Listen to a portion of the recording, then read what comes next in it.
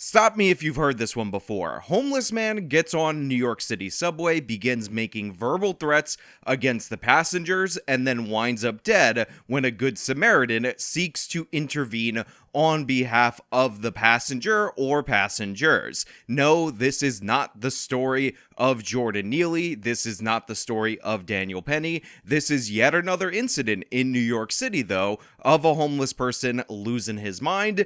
And of course, we're going to talk about the reaction to this, the potential charges that are going to be in effect, whether or not Jordan Williams in this case is likely to be convicted. But first, I want to thank everybody who signed up over on my website, actualjusticewarrior.com/join. Get early access to videos over there on the secret video page. Give me the money. Give me the money. Okay? And thank you to everybody who's listening via Apple, Spotify, and Google's podcasting platform. With us, I'm Steve Lacey. And I'm Natasha Verma. The attorney and family for the 20-year-old suspect, Jordan Williams, says he acted in self-defense. They say the person he stabbed had threatened other passengers and assaulted his girlfriend. So once again, we are back in a situation that should have been avoided in the city of New York. Now, I've talked about time and time again about the importance, how crucial it is to have broken windows policing, and need I remind you that it has been proven since the era of Will Bratton actually being the commissioner of the transit police that enforcing fare evasion, which is no longer done in New York City, prevents a lot of violent instances from going on in the subway. Now, I don't know for sure that the homeless person in question didn't pay for his fare, but I think it's safe to say that that is likely, if not probable, in this moment. Now, a lot of people are drawing parallels between this incident and the Jordan Neely Daniel Penny incident, and I just want to point out that those similarities are in fact quite superficial. However, the lawyer did not take that into account when initially trying to argue discrimination against his client, who, unlike Daniel Penny, who is a white male, is in fact a black male. Hey guys, editing Sean here. Real quick, I say throughout the course of this video multiple times that this incident involved a homeless person and it involved the person in question, our would-be self-defender. Now, when I looked this up in articles and whatnot, they only claim that the person who was stabbed was an ex-con with multiple offenses, and I can't really find anything right now to verify that he was a homeless person. So please take that portion with a grain of salt. Thank you. Yeah, hi there, Steve and Natasha. Well, first of all, when this incident happened on the subway, on the J train on Tuesday, some people immediately started making parallels between this incident and the one involving Daniel Penny, including the lawyer for Jordan Williams in this case. Now, he had said to reporters earlier today before court that his client was being treated differently, and he was making claims of racism because his client was arrested immediately after the incident on Tuesday, while Daniel Penny was arrested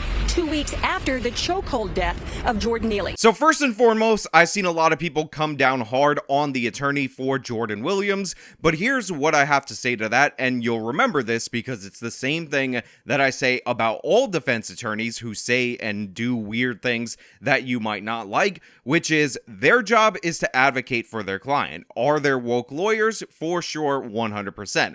However, this statement in and of itself, trying to say that there's a discriminatory practice in the instance with his client, falls under the category for me of advocating for your client. So even though I don't like it, even though if I put it to the fact test, it would obviously come up fraudulent, I will say on behalf of the attorney that what he's trying to do is get his client the best possible circumstances as a result of this incident. And all of us should be happy to have an attorney like this that is willing to advocate for their client in any way possible, try to change the course of public opinion in any way possible if we were to find ourselves in a similar kind of self-defense situation. In fact, I would also add that I would want Daniel Penny's attorney to be talking about discrimination as well, because Alvin Bragg did not charge the black male and the maybe Hispanic, maybe Italian male who assisted in the restraint in Jordan Neely in that case, even though clearly and obviously, if you're saying that the chokehold was some kind of improper action, them restricting Neely's ability to fight back would obviously make them accessories to that crime. I mean, think about it like this. If you were to stab somebody and I came up behind them and held their arms back so they couldn't defend themselves from the knife, we would both go down for that murder. We would both go down for that manslaughter. We would both go down for whatever charges resulted from your action, regardless of whether or not I stabbed that person. Yet in the Jordan Neely Daniel Penny case, they're not charging the minorities. Now, there are giant distinctions between these two cases that need to be made. They need to be highlighted so that you can understand how it is not discrimination for Jordan Williams to be arrested night one, while Daniel Penny had to await arrest after about 2 weeks. Now, the first thing that needs to be pointed out is that Jordan Williams is in fact a black man, and his name is Jordan, which is Eric Adams' son's name. Therefore, this is somehow supposed to have some significance because that makes him like Mayor Eric Adams. My fellow New Yorkers, this has been a week of strong emotions in our city. One of our own is dead. A black man, black like me. A man named Jordan, the name I gave my son. Sorry, that clip is so absurd, and the fact that CBS, by the way, cut that portion out of the video because it was so embarrassing should tell you all you need to know about Eric Adams trying to bias the jury in the Jordan Neely Daniel Penny case. But to be honest, to be real, the differences are quite distinct, and in fact, I would say the only things that are similar are that it involved a homeless person and took place on a subway. Now go ahead and take a look at this video here because this is Jordan Williams. He is surrounded by his family as he left court today. Now, in the incident involving him on Tuesday, he had used a knife to stab DeVictor Udrogo in the chest. He says Udrogo got on the subway on Tuesday, was yelling and threatening riders, and then hit him and his girlfriend. That is when Williams says he stabbed him, killing him. Let me explain. So, in the Jordan Neely case, there were threats of violence. Now, I think that the threats rose to a level where they warranted a physical response, and there was a physical response from Daniel Penny that resulted in the death, but it wasn't a deadly force response, as again, it was meant to subdue this person. However, in this case, we actually have some strengthening things for Jordan Williams and some things that weaken his case. So in this case, the homeless person gets on the train. He makes the threats just like Jordan Neely. Then he starts assaulting people, and specifically, apparently, he sucker punched the girlfriend of Jordan Williams in the face and then began to assault him in some manner that is not well described. Then Jordan Williams pulls out a knife and stabs this homeless person in the chest, and that results in his death. Now, obviously, this is different for a couple of reasons. Obviously, you have the physical assault actually being initiated by the homeless person, but more importantly, you have the drawing of a knife, which is an unambiguous deadly weapon, and thus you can argue that this person needlessly, which is what the prosecution is arguing, escalated this to a deadly force situation. This is wildly distinct from the Daniel Penny situation, which was physical force that ended up resulting in a death. You have an escalation here to deadly force, which of course is more likely by its very name to cause death. So in that regard, you have a more serious assault situation, but also a more serious response, and you have the same charges as in the Penny case, but in a way, you could say he has a better defense, but also the prosecution has a better case against Williams.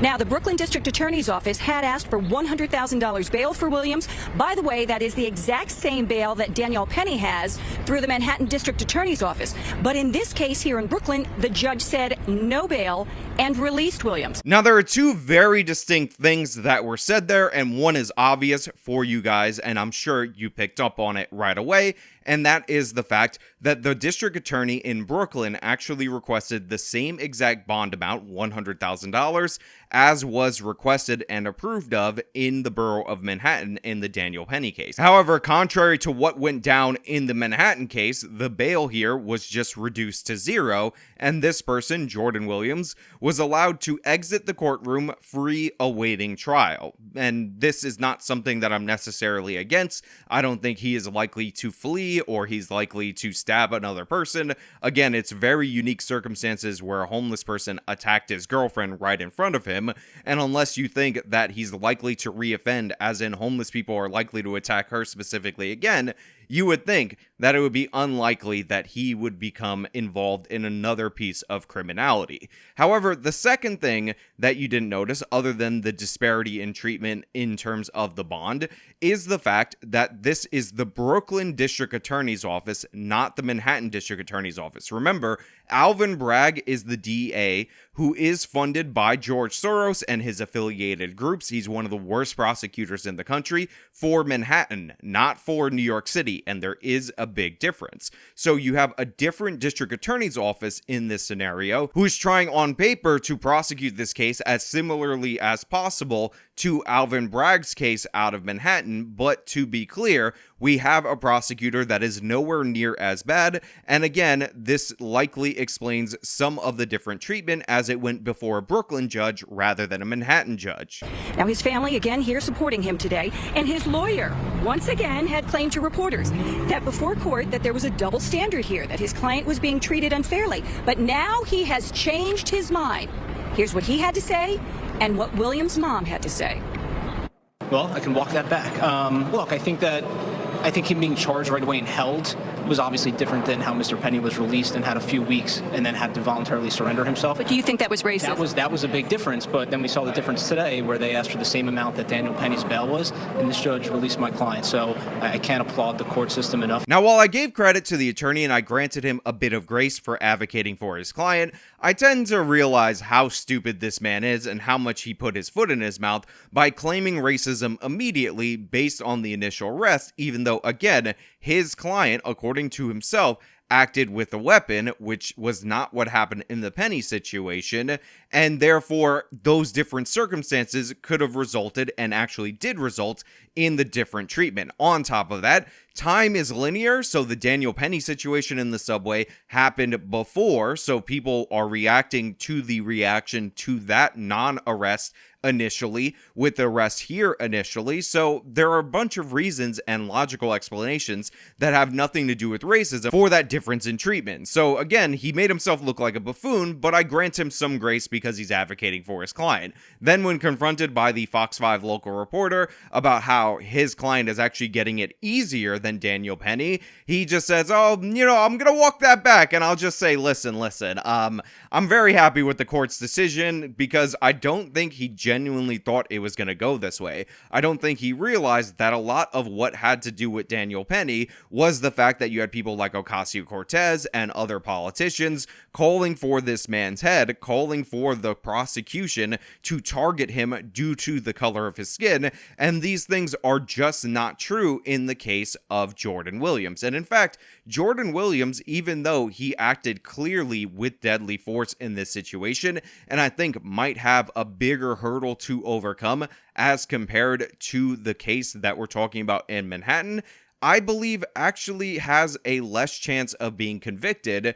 than does Daniel Penny, especially because he actually has a Give, Send, Go, and it seems to be doing pretty well. And by the way, I'm going to link to his Give, Send, Go in the description of this video if you guys want to donate, because whatever his goofy lawyer said here or there is not really relevant. What is relevant is that New York City, once again, refuses to enforce the law. They let these people who have a bunch of priors roam free. They can end up threatening and attacking people, and then all of a sudden, when you defend yourself, when you actually fight back against the criminals, the prosecution develops a spine and they remember what their job is. So I do support Jordan Williams in this particular case, even though I think his case is distinct from Daniel Penny's. It might seem similar, but I've explained how those similarities are actually quite superficial, because in my opinion, if you were to deck my fiance in the face, like this guy's girlfriend got decked in the face, and then tried to attack me, and you're threatening to kill me, I don't think you're entitled to a fair one-on-one karate battle.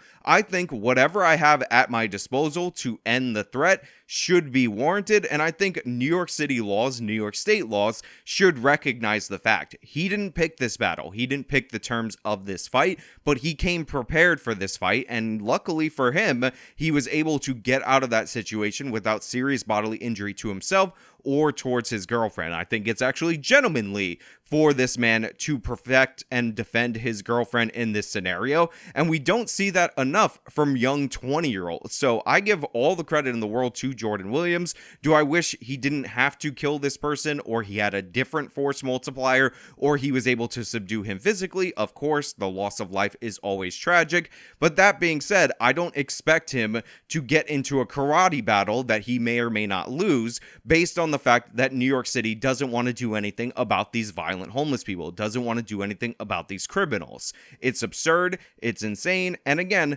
linked to his GoFundMe in the description of this video. Let's hear from his mother. How Jordan was raised, his upbringing. I'm not to my own horn, however, his upbringing is what made him the wonderful young man that he is today. And he cares about life. He cares about the lives of others, and he is extremely remorseful. And another thing, his mother, who you just heard from there, April Williams, as well as Williams' aunt, they both said, look, this has nothing to do with Daniel Penny's case. There are no similarities. There are no parallels. The only thing that is the same is that it happened on a subway. Now, while I appreciate the mother now saying that there's no connection between the Daniel Penny case and her son's case, I want to make something 100% obvious to you guys out there in the audience. The connections between the two didn't come out of nowhere. It didn't come from the court system. It actually came from the attorney and from the family. Apparently, originally in the Gifts and Go campaign, they were also alleging some kind of racism or whatever. Now, I understand advocating for your son and all of that, so I'm not going to come down too hard on these people, but in reality, they're the ones who put forward this narrative that it was the same case. But now that the treatment in the case actually shows a disparity in favor of Williams versus Daniel Penny, we can see that they want to drop the comparisons because now that comparison is clearly and obviously unfavorable. Remember, the charge that was submitted was the same exact charge that was submitted for Daniel Penny, which is quite interesting because when you pull out a knife, that actually is more requisite intent than anything that Daniel Penny would have done in his previous situation. Now, I've said that I think you can still make a self-defense argument here. The guy did use physical force against the girlfriend and against him, according to the complaint, but he was threatening deadly force, so you can have that presumption that he might be presenting a deadly weapon at any moment, and all those things definitely apply. But if you look at this objectively as possible, no bail versus $100,000 bond, knife present, so deadly weapon, yet equivalent charge, which is in reference to the fact that this guy in the Penny case used physical force that resulted in this person's death, and all of that adds up to a better set of circumstances for Jordan Williams as compared to Daniel Penny. So while I'm not rooting against Jordan Williams in his particular trial because the actions of the person were in fact worse, thus you can argue provoked a worse response, I am going to point out that objectively he acted in a manner more likely to cause deadly force and actually did in fact present the deadly weapon and utilized it in a way that Daniel Penny did not. But again, I'm going to leave these questions, these thoughts up to you guys in the audience, and I really want to know what you guys think. If you like this video, tell me by leaving a like. If you want to subscribe, guess what? There's a subscribe button for more content. You can follow me on all my social medias, support me via the support links in the description of this video. This has been me talking about a parallel case to the Daniel Penny case, that of Jordan Williams. Till next time.